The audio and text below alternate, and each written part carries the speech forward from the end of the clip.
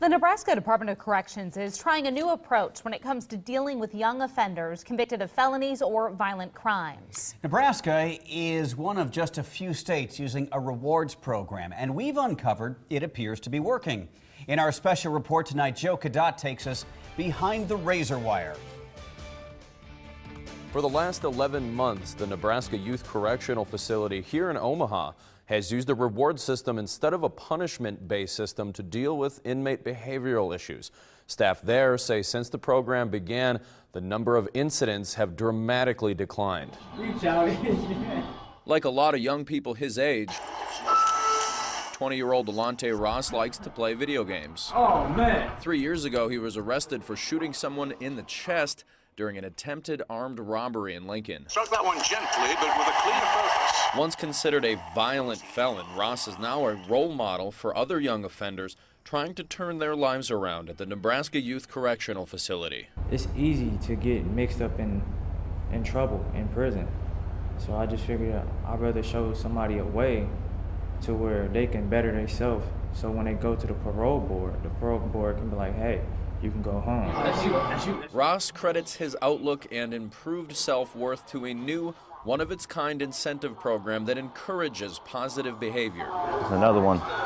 Another one, Ben. Putting somebody in a cell doesn't rehabilitate them. Motivating them to change, giving them hope for their future, that's what will change people and help us transform them. Warden Mahr says under the program, inmates receive rewards and extra privileges for things such as getting good grades in school, keeping their rooms clean, and volunteering to help others. Take gaming very serious.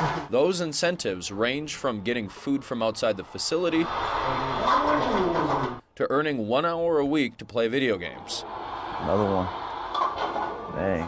Austin Red says the program keeps him and other inmates on the straight and narrow. It helps the inmates stay more on track and not want to get in trouble. It makes us give something to work forward to in the month and not just do whatever we want. Warden Mahr says while some might see the program as coddling criminals, Mahr believes behavior outbursts are down in the facility since the program began. Take this next shot.